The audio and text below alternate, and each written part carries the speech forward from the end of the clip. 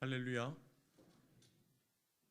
그 어느 해보다 다사다난했던 2024년이 저물고 2025년 새해가 밝았습니다.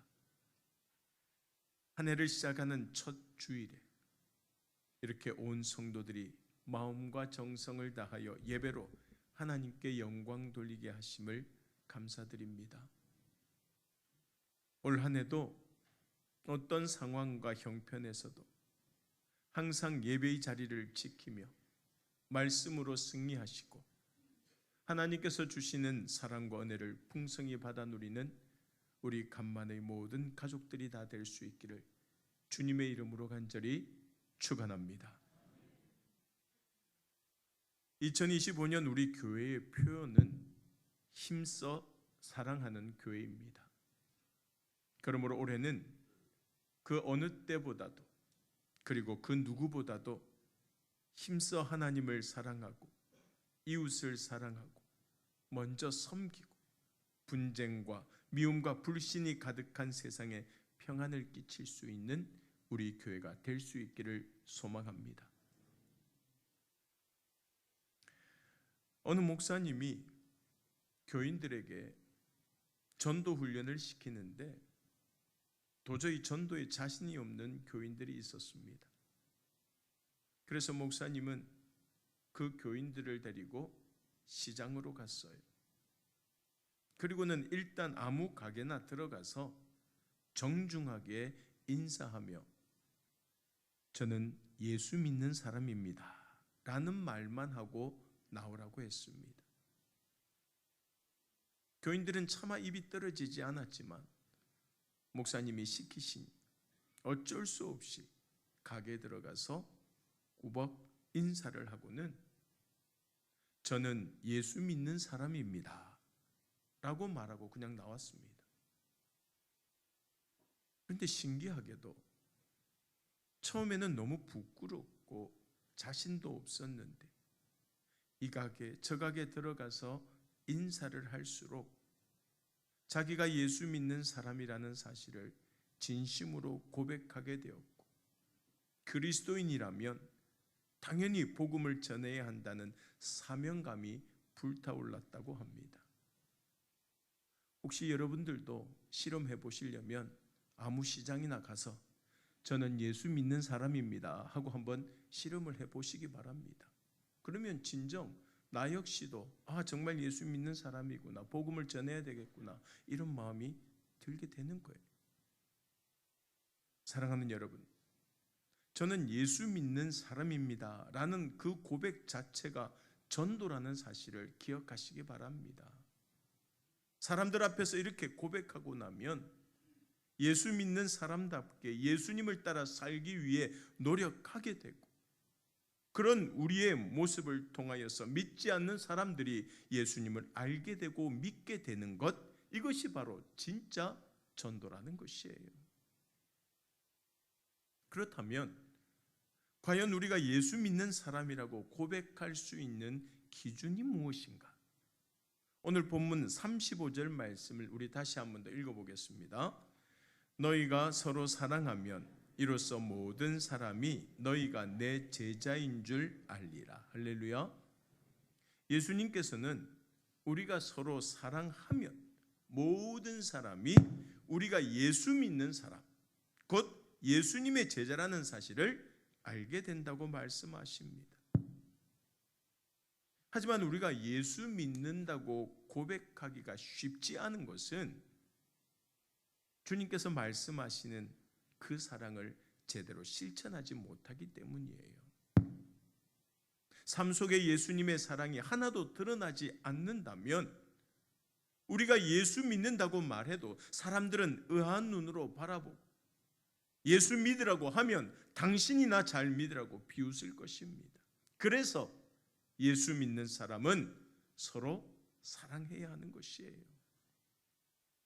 사실 오늘 본문의 예수님께서 우리에게 새 계명을 주시겠다고 하시며 말씀하신 내용은 전혀 새로운 것이 아닙니다. 보세요. 사랑하라는 말씀은 이미 십계명에도 나와 있지 않습니까? 다만 오늘 본문에서는 서로 사랑하라고 말씀하십니다. 여기서 서로란 나와 가장 가까이 있는 사람들, 곧 지금 내 눈앞에 있는 사람들을 말하는 것이에요. 따라서 당시의 제자들이 사랑해야 할 대상은 바로 다른 제자들이었어요. 문제는 이제 얼마 후면 그들은 서로를 사랑할 수 없게 된다는 것입니다. 예수님을 부인하고 배반하는 모습을 보면서 서로 실망하게 될 것이고 서로에게 불신하게 될 것입니다. 그리고 주님께서는 그것을 다 알고 계셨기 때문에 제자들에게 서로 사랑하라고 당부하신 것이에요. 사실 우리도 가까이에서 잘 지내던 사람에게 실망하고 배신감을 느끼고 불신하게 되는 경험을 한 번쯤은 해보지 않았습니까? 그래서 그런 사람을 다시 받아들이기가 쉽지 않다는 것도 잘 알고 있습니다. 그런데 주님께서는 그런 사람도 어떻게 하라고요? 사랑하라고 말씀하십니다. 이유를 불문하고 우리가 먼저 용서하고 우리가 먼저 이해하고 우리가 먼저 안아주어야 된다는 것입니다. 그리할 때 그가 예수 그리스도의 십자가 사랑을 깨닫게 되는 것입니다. 그리고 예수님께서는 내가 너희를 사랑한 것 같이 사랑하라고 말씀하십니다. 사실 이 사랑은 우리로서는 도저히 흉내낼 수 없는 위대한 사랑입니다. 따라서 인간적인 감정이 아니라 주님께 받은 구원의 은혜에 보답하는 마음으로 행해야 하는 사랑이라는 것이에요. 여러분 한번 보세요. 고린도전서 13장 말씀에서 이야기하는 사랑도 절대 저절로 솟아나는 감정적인 사랑이 아니라 이를 악물고 하는 사랑 아닙니까? 주님께서 우리에게 하신 것 같이 참고 또 견디고 인내하는 고귀한 사랑을 말하고 있어요. 우리 같이 한번 읽어볼까요? 고린도전서 13장 4절에서 7절까지 말씀입니다.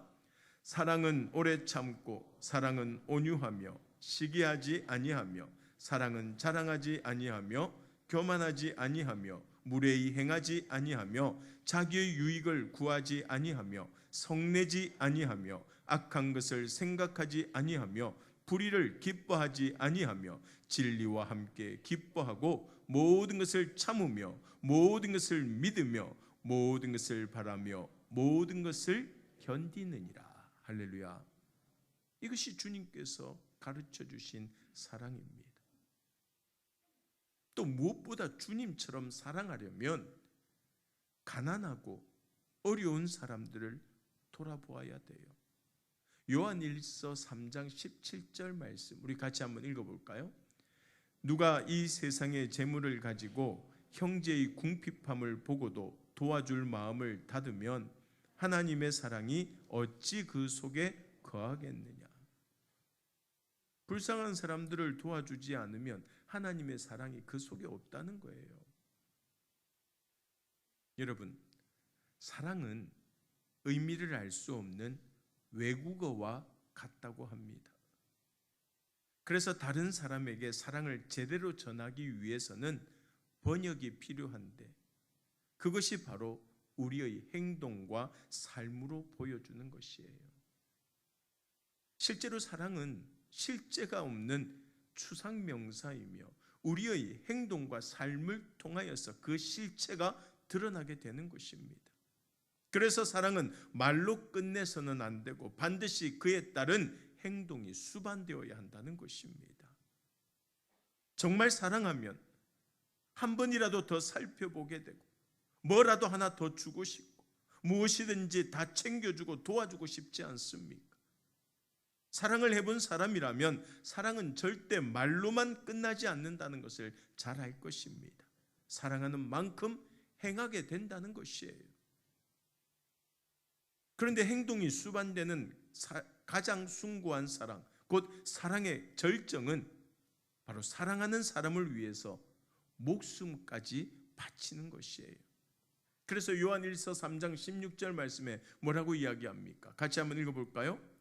그가 우리를 위하여 목숨을 버리셨으니 우리가 이로써 사랑을 알고 우리도 형제들을 위하여 목숨을 버리는 것이 마땅하니라. 저기서 그가 누구이실까요? 예수 그리스도를 말하는 거예요. 예수님께서 우리를 위하여 목숨까지 버리심으로써 우리가 진실한 사랑이 어떤 것인지를 알게 되었다는 이 말씀은 참으로 감동적이고 위로와 힘이 됩니다. 그러나 진정한 사랑은 그 사랑을 받고 그저 알기만 하는 데서 끝나지 않습니다. 후반부에 뭐라고 이야기합니까? 우리도 형제들을 위하여 목숨을 버리는 것이 마땅하니라 라는 말씀이 이어지고 있다는 사실을 우리는 기억해야 됩니다. 게다가 목숨을 버리는 것이 좋겠다라고 부드럽게 권유하는 것이 아니라 목숨을 버리는 것이 마땅하다고 강력하고도 단호하게 말씀하고 있지 않습니까? 솔직히 이미 목숨까지 버리신 그 주님의 사랑을 받은 우리로서는 상당히 부담스러운 말씀이 아닐 수 없습니다. 그리고 이어지는 17절 말씀에 우리가 어떻게 사랑해야 하는지 구체적으로 알려주죠. 우리 다시 한 번 더 요한일서 3장 17절 같이 읽습니다. 누가 이 세상의 재물을 가지고 형제의 궁핍함을 보고도 도와줄 마음을 닫으면 하나님의 사랑이 어찌 그 속에 거하겠느냐. 마음을 닫으면, 자, 여기에 나오는 마음은 원래 사람의 내장, 곧 오장육부를 가리키는 말입니다.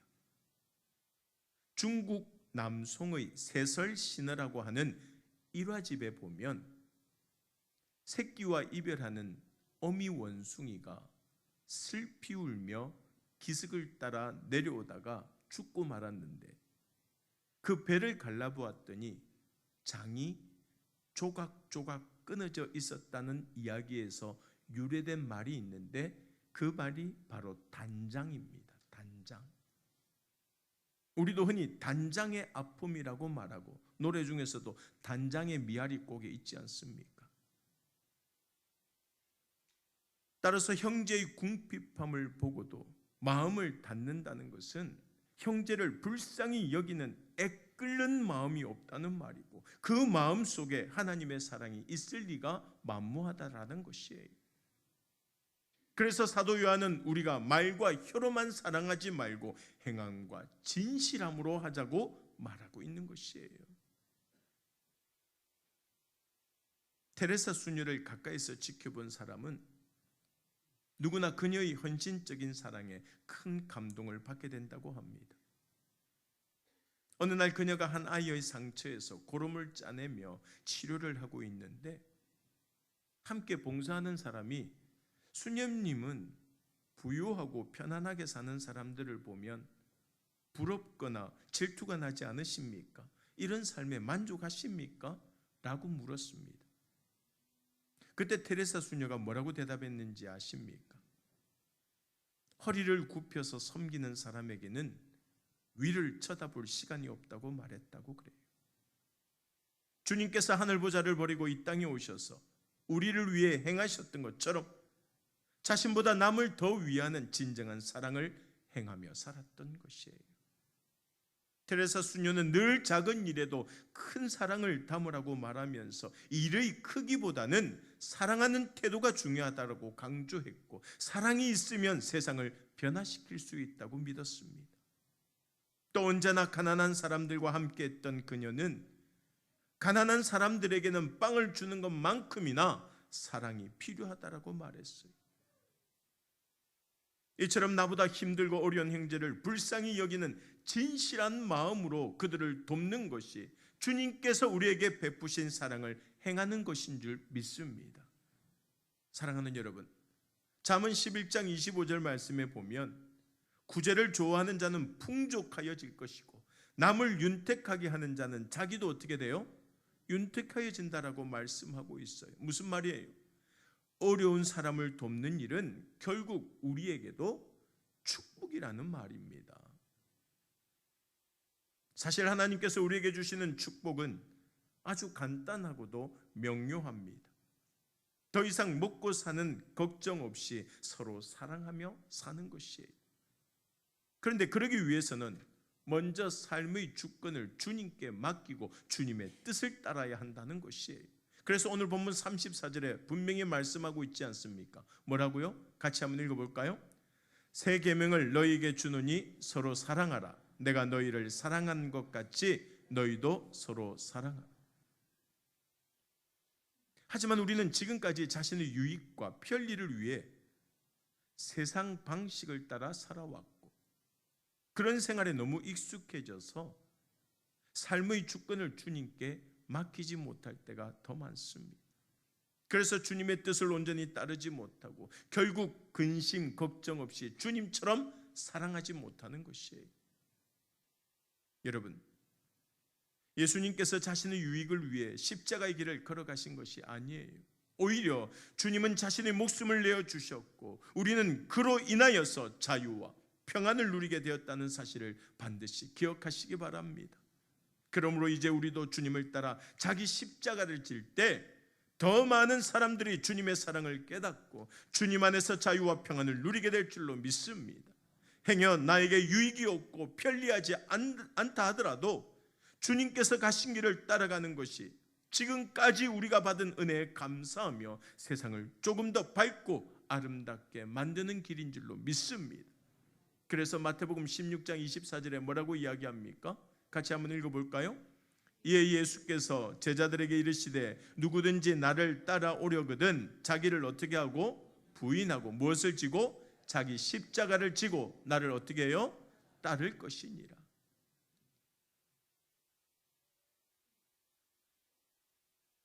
아마 요즘은 비행기라는 말만 들어도 가슴이 철렁 내려앉는 분들이 많으실 것입니다.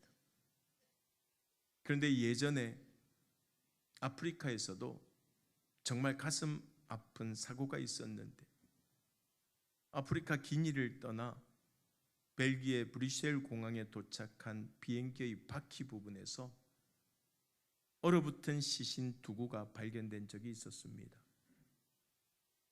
겨우 14살과 15살 된 아이들이 끌어안은 채 죽어 있었는데, 시신을 발견한 정비사들은 아이의 손에 꼭 쥐어진 편지를 발견하고는 많은 눈물을 흘렸다고 그래요. 처음부터 죽음을 예견하고 쓴 글이었기 때문입니다.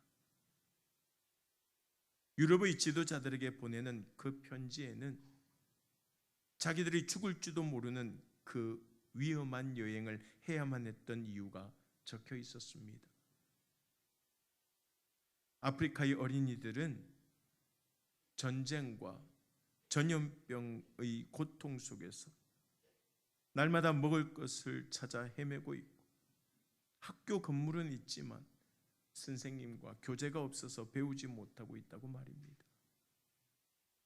부디 이런 아프리카를 좀 도와달라고 호소하면서 혹시 자기들이 시체로 발견되더라도 간절히 도움을 바라며 비행기 바퀴에 숨어서 유럽을 향했던 절박한 마음만큼은 꼭 알아달라고 적었다고 합니다. 사랑하는 여러분, 하나님께서는 우리 인간을 결코 궁핍한 존재로 만들지 않으셨습니다. 가난한 사람들을 도와주고 실패한 사람들을 격려하고 절망한 사람들을 위로할 수 있는 사랑의 마음을 주셨어요. 그럼에도 불구하고 우리는 날마다 내 것만 챙기고 남들에게 아무것도 나누어 주지 못하는 궁핍하고 인색한 삶을 살고 있지는 않습니까? 우리는 이미 목숨까지 내어주시는 주님의 그 귀한 사랑을 받은 자들이라는 사실을 잊지 마시기를 바랍니다. 그러므로 이제 그 사랑을 힘써 나누어 주시기 바랍니다. 사실 지금 우리의 모습은 지금까지 우리가 어떤 선택을 했는가에 따른 결과라고 할 수 있습니다. 갈라디아서 6장 7절 말씀에 보면 뭐라고 이야기합니까? 사람이 무엇으로 심든지 어떻게 돼요? 그대로 거둔다라고 말씀하고 있잖아요. 그 말씀처럼 지금 우리 삶을 이루는 것들은 우리가 심은 거예요. 내 모습은 내가 심은 모습 그대로 나타난다는 것입니다. 그러므로 이제 더 나은 삶을 원한다면, 언제 어떻게 끝나버릴지 모르는 유한한 이 땅의 삶을 하나님께서 기뻐하시는 모습으로 살아가고 싶다면 서로 사랑해야 할 줄 믿습니다. 예수님께서 우리를 사랑하신 것 같이 우리도 서로 사랑해야 한다는 것이에요. 또한 이것이 가장 교회다운 모습이라는 사실을 기억하시기 바랍니다. 교회에 아무리 좋은 것이 많아도 사랑이 없으면 아무것도 아니기 때문입니다. 따라서 우리가 소망해야 할 것은 크고 멋진 교회당이나 다른 교회가 따라오지 못하는 그런 오랜 역사가 아니라 하나님 앞에서 바로 서고 서로 사랑하는 것이에요. 마가복음 13장 말씀에 보면 한 제자가 주님께 예루살렘 성전의 화려함을 자랑하자 주님께서 뭐라고 이야기하십니까? 네가 이 큰 건물을 보느냐? 돌 하나도 돌 위에 남지 않고 다 무너뜨려지리라. 그렇게 말씀하셨어요. 사랑이 없으면 아무리 크고 화려한 교회도 결국 무너지고 만다는 뜻입니다.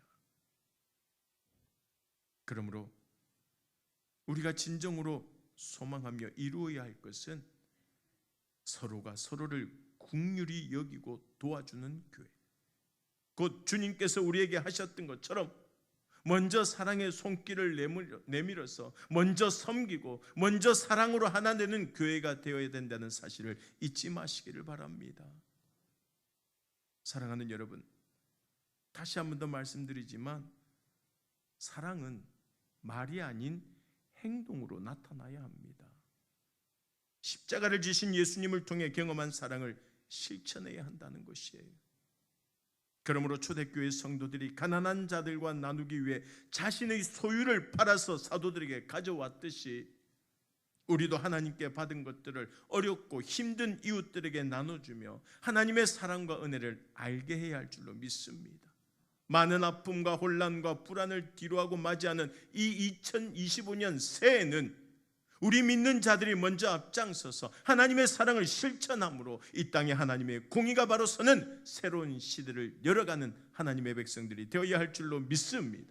오늘 주신 말씀 꼭 기억하면서 무엇보다도 우리가 서로 사랑하는 것은 주님께서 우리에게 주신 계명요 사명이라는 사실을 잊지 마시고 올해는 더욱더 서로 사랑하되 하나님과 이웃을 힘써 사랑하는 우리 교회와 모든 성도들이 다 될 수 있기를 주님의 이름으로 간절히 축원합니다.